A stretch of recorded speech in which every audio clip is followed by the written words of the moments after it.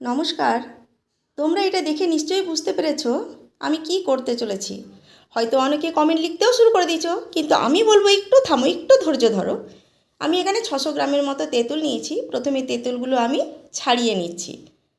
পুরো পরিষ্কারভাবে ছাড়িয়ে নিয়ে আমি এতে জল দেব। জল দিয়ে ভালো করে চটকে নেব, তেঁতুলটাকে নরম করে দেব চটকে।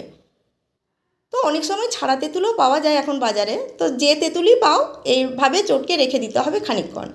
আর এদিকে দেখো আমি গোটা ধনে, জিরে, মেথি, পাঁচফোড়ন, মৌরি, সামান্য জোয়ান আর 10-12টার মতো শুকনো লঙ্কা আমি কিন্তু নিয়েছি, যেগুলোকে আমি শুকনো খোলায় নেড়ে নেব। প্রথমে তাওয়াটা গরম করে নিয়েছিলাম, এবারে আস্তে করে দিয়ে আমি সমস্ত উপকরণগুলো দিয়ে হালকাভাবে ভেজে নিচ্ছি, যতক্ষণ না পর্যন্ত তাতে সুন্দর একটা গন্ধ বেরোয়। ভাজা মশলা কিন্তু বেশি দিন রেখে দিলে কিন্তু ওর গন্ধ চলে যায়।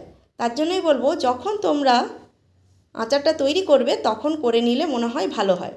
দেখো ভাজা হয়ে গেছে, আমি এক সাইডে রেখে দিলাম গুঁড়ো করার জন্য। এদিকে দেখো আমার তেঁতুলটার কি অবস্থা দেখি। হ্যাঁ, হয়ে গেছে।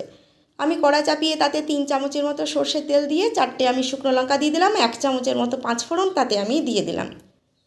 কেন আমি তাড়াতাড়ি বলছি বলো তো? কারণ তোমাদের ধৈর্য এত কম, তোমরা দেখতে না দেখতেই কমেন্ট লিখতে শুরু করো। প্লিজ অন্তত good afternoon, good night, good মর্নিংগুলো দিও না। তোমরা আমার এইটা দেখে যেটা তোমাদের মনে হবে সেই রিলেটেড তোমরা কিন্তু কমেন্ট দেওয়ার চেষ্টা করো। এবার আমি ওই তেলের মধ্যেই হলুদ গুঁড়ো আর সামান্য লবণ আমি দিয়ে দিলাম। ভালো করে মিশিয়ে নিচ্ছি সমস্ত উপকরণগুলোকে আগে। দেখো ভালো করে মিশিয়ে নিয়েছি, তেলটাকেও চারদিকে একবার ছড়িয়ে দিলাম। এবার আমি যে তেঁতুলটা ছিল ভেজানো, সেই তেঁতুলটা, আঁচটা কিন্তু অবশ্যই আস্তে করে দিও, না হলে কিন্তু তেল ছিটকাবে।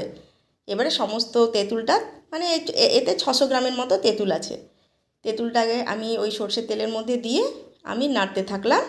মানে একটু ভাজা ভাজা করব তেঁতুলটা, যাতে জলটা একটু শুকিয়ে আসে। আর আমি এতে আখের গুড় ব্যবহার করছি। দেখো ভাজা আমার হয়ে গেছে। এই অবস্থাতে আমি এখানে 400 গ্রামের মতো গুড় দিয়েছি, যেহেতু আমাদের একটু মিষ্টি আচার পছন্দ করে, তাই আমি এখানে 400 দিয়েছি। এভাবে নাড়তে নাড়তে দেখো কালারটা পুরো চেঞ্জ হয়ে যাবে। আর যখন দেখবে কড়া থেকে পুরো ছেড়ে আসছে আচারটা, তখন জানবে আচারটা হয়ে গেছে। তখনই কিন্তু আচারটা হয়ে যাওয়ার কথা। দেখো পুরো ছেড়ে আসছে, আমি এখন আস্তে করে দিলাম আঁচটা।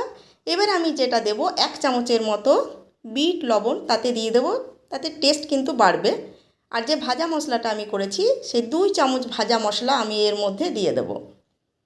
এবার ভালোভাবে পুরো মশলাটা, আঁচটা কিন্তু আমার আস্তে রেখেছি, ভালো করে মিশিয়ে নেব। আর এতে দিয়ে দেবো আমি বড় 1.5 চামচের মতো ভিনিগার। এটা দিলে 1 বছরের মতো তোমার আচারটা কিন্তু খুব ভালো থাকবে।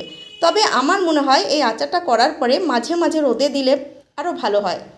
আমি তো দিই, আর আমার 1 বছরের ওপরও থেকে যায়, কিচ্ছু হয় না। দেখো আচারের কালারটা দেখো।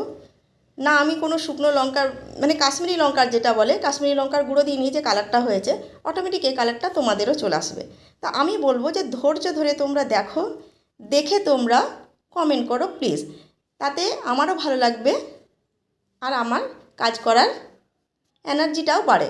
তো এবারে আমি সমস্ত, দেখো এই তেঁতুলের আচারটা একটা জারে বা কন্টেনারে রেখে দিলাম। তাহলে আমার তৈরি হয়ে গেল তেঁতুলের আচার। তাহলে আজকের মতো আসছি, নমস্কার।